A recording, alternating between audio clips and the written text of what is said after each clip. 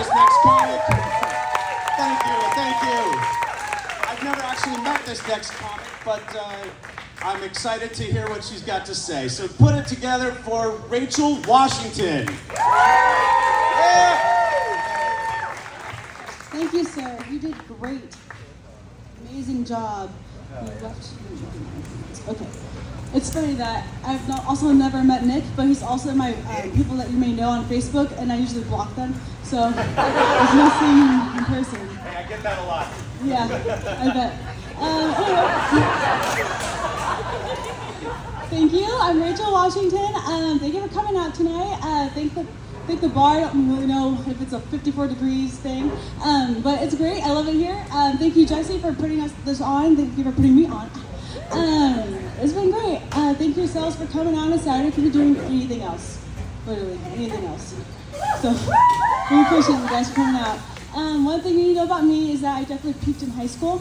Oh yeah. I definitely did. The last time I was actually in Washougal was when I was in high school.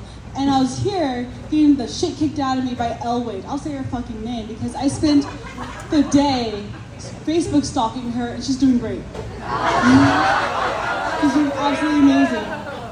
She's like fucking, she has degrees, she has health insurance, she has a house in this economy. Fucking killing it out here. Me, I'm doing this. So I'm doing. You're having fun. Yes. I'm doing this. 1 second. Got heckled. No, when I say I peaked in high school, what I mean is that I grew up in Longview, and I have Aria Long's triple jump record. It's been 16 years, don't have a lot of black people there, so it's gonna be there for a while. But like I Ubered here, and I got that money from sucking dick, so I'm doing all right, doing okay. Thank you. It's just, as an adult though, I thought that I'd be doing a little bit better, you know. So, but lately I realized that I get really jealous of people who can get like actual like personalized advice from those TikTok tarot card readers, because sometimes that shit's like spot on. Sometimes it's like fucking winning lottery numbers. Fucking, they get good career move advice, and sometimes it's just something as simple as just don't go into the middle of the forest with that man. We all know that that's some life-changing shit. But whenever I do it, whenever I try to reach out to these TikTok tarot card readers for personalized advice, that's a tongue twister. Whenever I try to do it, they call me a broke-ass Capricorn, and I get scammed. Like, this lady, she told me that when I was a child, someone put a curse on me. And for 5 easy payments of $49.99, I got scammed again. You could have guessed that one. It's just that I'm just so gullible, you know. I'm as gullible as boomers are when they watch Fox News, expecting to hear the truth. Just, I'll believe anything, just anything at all. And it was my ex's favorite trait about me, actually. Like, I just love living in someone else's reality. And so I'm single. As you could have guessed. But it's not because of the trust issues. It's because I'm a bad picker. You know, I do. I'm a bad picker. I could blame my mom. If you want to ask my dad, you'd have to wait for him to get back from the grocery store. It's been 30 years, so if you see him, tell him to pick up some cereal. I'm hungry. He went for the milk. This is what happened. He went for the milk, so cereal and milk all makes sense when I eat it. You guys are such a good crowd. I love it. But with this like bad picker idea, I was reflecting, and the one time I actually tried to have a hoe face, it was kind of crazy because what happened was we went on this date with this. I went on this date with this man. We get to talking. I'm an astrology girly, so I got his birth chart before anything. So I go home, go into my little sorcery books, find out that he's a Pisces sun and a Pisces moon. Those are the same placements as one John Wayne Gacy, the serial killer. Yeah. So I asked him, hey, by chance, do you have any anger issues? And he's like, actually, yeah, I do. And I'm like, okay. And he's like, yeah, but it's nothing crazy. You know, if something big happens, totally calm, totally chill. But if you like drop a spoon on the ground, I'll fly off the handles. So instead of letting him murder me, he gave me chlamydia instead. It was really nice.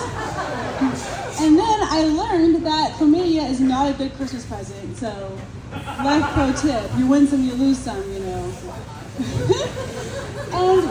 And then so like, all right, that was just a one-off, maybe crazy. But this one time I was like mid-sucking dick, and this guy looks down at me, and I look up at him, and he decides to ask me questions. He's like, "What are you thinking about?" And I'm like, pop his dick out of my mouth, and I'm like, well, I was actually trying to remember if Yajirobe from Dragon Ball and Dragon Ball Z ended up being in Dragon Ball Super. And for some reason, that made me really mad. He was really fucking mad at me. And I thought that was crazy, considering that 10 minutes prior to this, he was letting me use his dick as a microphone to sing the Star Spangled Banner. But he was ex-Navy, so support the troops, I guess. Fucking crazy. And so I'm like, all right, maybe I really do have a bad picker. But I went to the zoo, and this really encapsulated it for me. I went to the zoo, and I bypassed all these cute, amazing little animals, giving me all these cute, adorable little eyes, and I zoomed in on the orangutan, who was ignoring me. I thought that was really attractive. And it just completely encapsulated and described my taste in men, just so fucking hairy, yet balding somehow. And like, as a non-practicing bisexual woman, I do know that I need to be better. I need to do better. I will, but it's just that women do, when I go and try to approach women, they do what I do when men approach me, and they fucking run away. And so I'm like, all right, okay. I also get really offended when men approach me because like they come up to me all kinds of crazy on my birthday. This one time, this guy, he's like, ooh, 34, it's my birthday. 34, you're not a young lady anymore. Actually kind of a spinster. Yeah, so you know what I told him? I told him that I had dandruff and that my pussy stank, and he didn't believe me. He didn't believe me, which is crazy, because he knew that black people don't get dandruff. But like, you can smell my pussy from here, like watch out. It's poison. Don't get too close. Don't get too close. And then like this other time, I was like at my favorite bar, just looking good. I was wearing my favorite onesie, I was snatched. And I'm just sitting there minding my own business, and this guy comes up to me and he's like, ooh, baby girl, you're thick. So I'm like, thick where? Like I'm built like broccolini, like a branch on a tree has more curves than I do. What are you talking about? And then it made me so sad that when I went home, I tried to like Google if Amazon sells BBLs, and the answer's no. So I'm stuck with that. Thank you, I appreciate that. And so it's like not working out with the women, and now I'm just back to sucking dick, I guess. One day. And the thing is, like, I date so many insane men, as I've told you, and they're crazy, but it doesn't matter how nice I am to them, it doesn't matter how well I cook for them, it doesn't even fucking matter that I don't fuck their better looking friends with better dicks. They're just so ungrateful. So fucking ungrateful. And so, you know what? I'm not dating anymore. I'm done. I'm retired. Thank you. Thank you. Thank you. I'm saving myself a lot of money.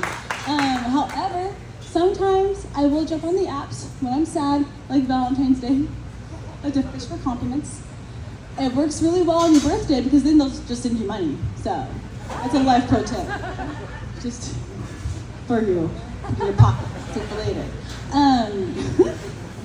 Right before I actually checked out, just did the dating game, I decided to go on Hinge, and I matched with this man who had a Batman hat, because I fucking hate Batman, but this man turns out loves Batman, and I just wanted to debate Batman as my whole goal for this date. And I get there, and he's like, oh, I love Batman. And the thing is, like, for me, Batman, or Bruce Wayne, Batman's alter ego, is basically Elon Musk. The only difference between Batman or Bruce Wayne and Elon Musk is that when Elon Musk was begging to be on Epstein's island, Bruce Wayne would just own the island. The help would just be named Alfred, and all the kids would be named Robin. You cannot change my mind. You can't. They're all named Robin. There's multiple Robins. It's crazy. So we go on this date, and this guy's like, oh yeah, I've read all the Batman comics, I've seen all the movies and shows. I just fucking love Batman. So I'm like, okay, cool. So he yaps at me for like an hour, telling me all about Batman. And he actually was able to convince me that Batman's actually a punk ass bitch. Because what do you mean, like as a superhero, you don't kill your villains? He doesn't. So Gotham's rent is so fucking cheap. The city's overrun with criminal activity. There's only 3 jobs available and are hiring all the time, and it's going to be fucking construction worker, police officer, and henchman. And no one gets any kind of health insurance because we all know they're going to die. It's crazy. So what you're asking, why doesn't Batman just kill his villains, you know? Batman doesn't kill his villains because Batman doesn't think or doesn't want to be as bad as the Joker. He doesn't want to, he thinks that he'll be like the Joker if he kills his villains. And so he lets Batman just, or he lets Gotham City just be overrun with criminal activity. And Bruce Wayne, Batman's alter ego, he decides every night to just throw on his Batman costume to LARP throughout the city, beating the shit out of hardworking Americans who's trying to make a fucking living in this godforsaken place, instead of just going to therapy. That was a long walk. Thank you for that. All right, that's me. I'm Rachel Washington. Thank you. All right. Your next comic was a stunt double for Harry Potter when he was a baby. Do not ask me about a scar. It's a very traumatic event. Give it up for Too Short.